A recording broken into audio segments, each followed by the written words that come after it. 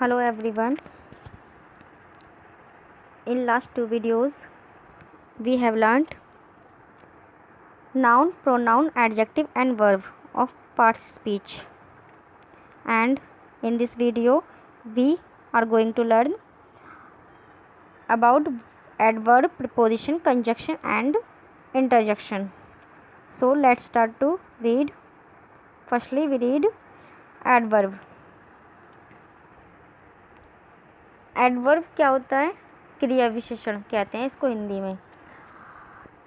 An adverb is a word which modifies a verb, an adjective or another adverb. जो शब्द किसी क्रिया विशेषण या किसी दूसरे क्रिया विशेषण की विशेषता बताते हैं उसे क्रिया विशेषण यानी एडवर्ब कहते हैं. जैसे कि जो शब्द वर्ब की या विशेषण की या अनदर यानी दूसरे क्रिया विशेषण की विशेषता प्रकट करते हैं या बताते हैं उसी को एडवर्ब कहा जाता है. जैसे यहाँ पे एग्जांपल दिए हुए हैं. पहला एग्जांपल है ही राइट्स स्लोली. वह लिखता है. लिखना क्या हो गया यहाँ पे? वर्ब. अब वह कैसे लिखता है? धीरे धीरे लिखता है, स्लोली लिखता है. तो यहाँ पे जो स्लोली है वो क्या है? वर्ब की विशेषता है. तो इस पहले वाले एग्जाम्पल में किसकी विशेषता बताई गई है? वर्ब की विशेषता. तो इस स्लोली क्या हो गया? एडवर्ब हो गया. दूसरे वाले एग्जाम्पल में क्या है? She is very good student. वह एक विद्यार्थी है. कैसी विद्यार्थी? अच्छी. तो गुड क्या हो गया? एडजेक्टिव यानी विशेषण. और वेरी क्या हो गया? एडवर्ब. यानी कि यहाँ पे जो विशेषता बताई गई है वो किसकी विशेषता बताई गई है?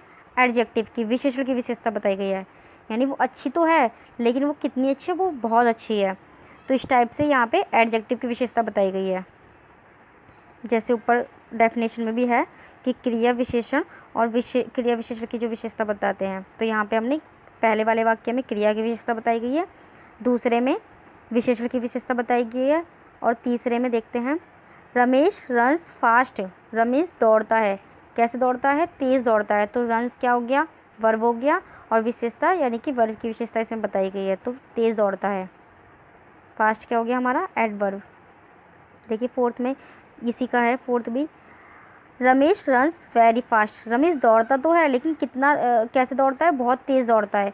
तो यहाँ पे फास्ट तो है एडवर्ब लेकिन एडवर्ब की ही एक और एडवर्ब यानी कि उसकी ही विशेषता बताई गई है. तो वेरी भी क्या है? एडवर्ब. तो इस तरीके से ये क्रिया विशेषण की विशेषता हो गई फोर्थ पार्ट में, फोर्थ एग्जाम्पल में. तो आई होप आपको एडवर्ब समझ में आ गया होगा. अब देखते हैं preposition. A preposition is a word comes before a noun or a pronoun and shows its relation with other words. जो शब्द संज्ञा या सर्वनाम से पहले आता है यानी नाउन या प्रोनाउन से जो शब्द पहले आते हैं तथा उनका संबंध अन्य शब्दों से प्रकट करता है यानी और जो अलग वाक्य में जो अलग वर्ड्स होते हैं उनसे उनका संबंध प्रकट करता है उसी को संबंध सूचक अव्यय कहते हैं यानी प्रीपोजिशन कहते हैं. जैसे पहला एग्जांपल है the boys are in the bus. जो लड़के हैं वो कहाँ हैं? वो बस में हैं. तो बस क्या है? यहाँ पे नाउन है. नाउन से पहले क्या है? इन. तो ये जो शब्द नाउन या प्रोनाउन से पहले आते हैं, देखो यहाँ पे बस से पहले इन आ गया है, द बस से पहले इन आ गया है. तो इस टाइप से जो नाउन प्रोनाउन से पहले आते हैं और उनका संबंध अन्य शब्दों से प्रकट करते हैं. यहाँ पे जो द बॉयज़ आर ये अन्य शब्द हैं, इनका संबंध अन्य शब्दों से प्रकट कर रहे हैं ये. तो इस टाइप से क्या हो गया? ये संबंध सूचक हो गया. तो पहले में क्या है? इन. इन क्या है? प्रीपोजिशन. दूसरा दे वेंट टू मुंबई. तो यहाँ पे मुंबई क्या हो गया? ये भी नाउन हो गया. और दे वेंट टू मुंबई तो यहाँ पे इसका संबंध इससे प्रकट कर रहे हैं. तीसरा the book is on the table. तो यहाँ पे ऑन हो गया प्रीपोजिशन. इसी तरीके से और भी एग्जांपल दिए हुए हैं कुछ. On, upon, at, over, before, after, behind, front, by, in, to, with, under, of, from, between और अमंग एक्सेट्रा. ये सब प्रीपोजिशन है. अब इनका यूज़ कहाँ कहाँ होता है ये मैं आपको नेक्स्ट वीडियो में बताती हूँ. आगे कुछ और भी आपको देखिए यहाँ पे प्रीपोजिशन और एडवर्ब में कभी कभी कन्फ्यूज़न हो जाती है। हम इन अपॉन, जैसे यहाँ पे मैंने एग्जांपल दे दिए हैं, तो कभी भी ये किसी वर्ड सेंटेंस में आएंगे तो आप समझोगे ये प्रीपोजिशन है, बट कभी कभी ऐसा होता है कि ये एडवर्ब भी होते हैं। बट वो एडवर्ब कहाँ होते हैं, कैसे होते हैं, ये अब इसमें हम समझते हैं। Preposition, the lion is in the cave, शेर कहाँ पे है, गुफा में है। तो देखो जो इन यहाँ पे प्रीपोजिशन है क्योंकि ये नाउन या प्रोनाउन से पहले आ रहा है। जो वर्ड नाउन प्रोनाउन से पहले आएगा वही प्रीपोजिशन होगा। बट अगर इन बाद में आ रहा है, सेंटेंस के बिल्कुल बाद में आ रहा है, जैसे कि प्लीज़ कम इन, इनके बाद कोई नाउन या प्रोनाउन नहीं है, तो वहाँ पे वो एडवर्ब माना जाएगा। जैसे कि यहाँ प्लीज़ कम इन, कृपया अंदर आइए, तो इस टाइप से यहाँ पे ये एडवर्ब है इन, और ऊपर वाली लाइन में क्या है, वो इन प्रीपोजिशन है। ऐसी एक और एग्जांपल दिया है, ही वेंट अप द हिल। देखिए यहाँ पे अब क्या है, प्रीपोजिशन, क्योंकि इसके बाद क्या आ रहा है, इसके बाद क्या आ रहा है, नाउन आ रहा है। अब इसी तरीके से एडवर्ब कब हो जाएगा, ये स्टैंड अप, अप के बाद कोई नाउन या प्रोनाउन नहीं है, तो यहाँ पे अब क्या हो गया, एडवर्ब। अब देखते हैं कंजक्शन। कंजक्शन मतलब संयोजक। A conjunction is a word which joins two words और सेंटेंस। कंजक्शन यानी संयोजक वह शब्द है जो दो शब्दों को या दो वाक्यों को आपस में जोड़ता है, वही कंजक्शन कहलाता है। जैसे Rohan and Sohan are friends, यहाँ पे रोहन और सोहन दोनों को किसने जोड़ा, एंड ने जोड़ा है, तो एंड क्या हो गया, कंजक्शन वर्ड हो गया। तो Rohan and Sohan are friends, Rohan और सोहन मित्र हैं। इसी तरीके से दूसरा एग्जाम्पल दिया हुआ है, he passed because he worked hard. देखिए इसमें दो सेंटेंस हैं, दो सेंटेंस को आपस में किसने जोड़ा है, बिकॉज ने। ही पास्ड एक सेंटेंस है, ही वर्कड हार्ड एक सेंटेंस है। अब इन दो सेंटेंस को आपस में जो जोड़ रहा है वो बिकॉज है, तो इस तरीके से बिकॉज क्या हो गया, कंजक्शन हो गया।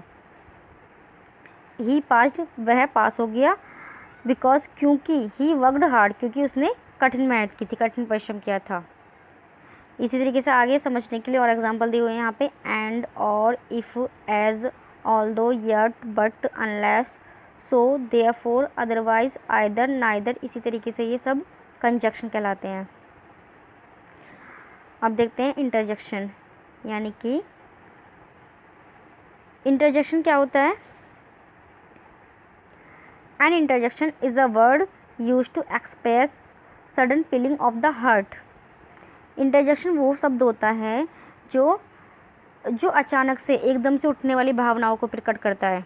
यानी इंटरजेक्शन वह शब्द होता है जो हृदय में एकदम उठने वाली भावनाओं को प्रकट करने के लिए प्रयोग किया जाता है, sudden feeling of the heart. जैसे कि पहला एग्जांपल है hurrah, we won the match. यानी कि जब कोई खुशी प्रकट करते हैं, हर्ष प्रकट करते हैं, तो उसके लिए हम हुर्रा का यूज़ करते हैं। तो यहाँ पे हुर्रा क्या हो गया, इंटरजेक्शन हो गया। कभी भी हमें खुशी होती है या कोई गम होता है तो हमारे अंदर से अचानक से फीलिंग आती है उस चीज़ की, तो वही इंटरजेक्शन वर्ड होते हैं, जो वर्ड अचानक से निकलते हैं हमारे अंदर से। एलास, ही इज़ नो मोर, ये एलास दुख को प्रकट करता है, शोक को प्रकट करता है कि वो अब नहीं रहा, ही इज़ नो मोर।